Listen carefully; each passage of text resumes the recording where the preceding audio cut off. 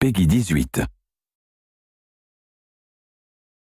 You don't know how lucky you are that the Authority hasn't found you yet. If the Authority catches you and you don't have anything they need, you'll be dead. Rage is a first-person shooter foremost, but it's definitely got an adventure kind of exploration aspect. And it's not an RPG, but it's got that flavor and that feeling, and it's just much more in-depth than you'll ever get out of a normal first-person shooter. You know, you can kind of involve your mind in more than just your trigger finger.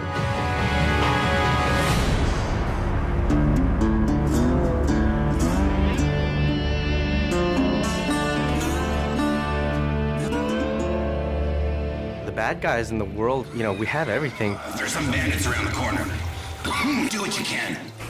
The bandits are considered to be more the violent settlers that aren't really economically inclined, but they have desires and needs. Each bandit clan has a unique fighting style. It's ever-changing. For instance, the Ghost Clan. Hey, over there! They're very acrobatic. They can attack you from above or below. The Wasted Clan, what they lack in combat skills, they definitely make up for in personality. The Shrouded Clan, they've designed these remote control bomb cars that they use against you.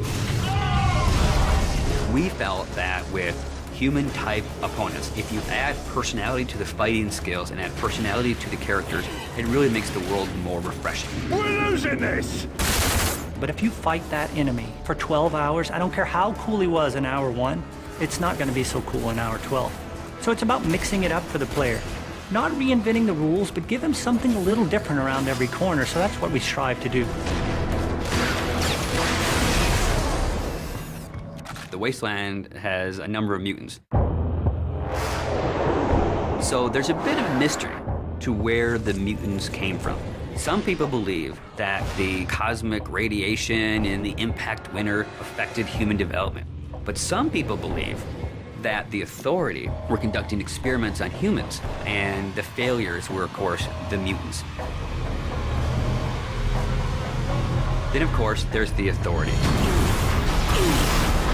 You don't really get to understand or know what they're about until later in the game, and they've kind of twisted this new reality to be what it is that the player will eventually find out as he gets to the end of the game. These guys are battle-hardened military badasses. They have full body armor. They can coordinate with other squads. They have heavy weapons. When you go from fighting mutants with sticks to bandits with pistols to facing off against the Authority, it's a different experience. These guys are tough, and they mean business.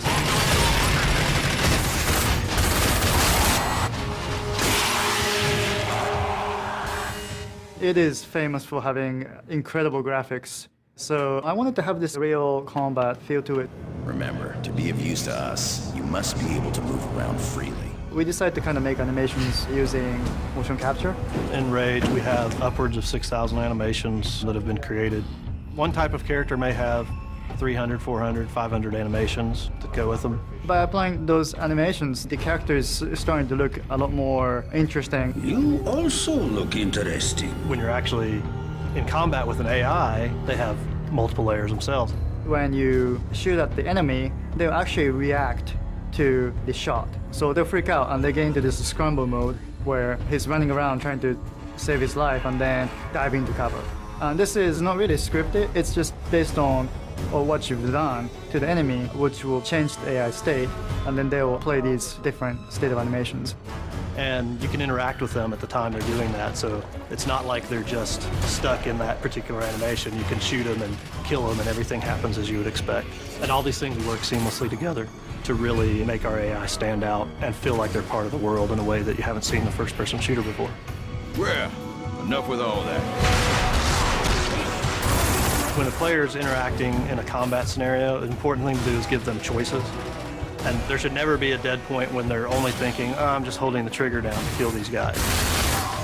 Unpredictability and the element of surprise makes a great enemy. It's when you enter a room, you think you know the situation, and the AI does something that you don't expect. Because I don't want them thinking of it as AI. I want them to think, wow, that's the best combat experience I ever had. Show me what you can do, and get the hell out of here.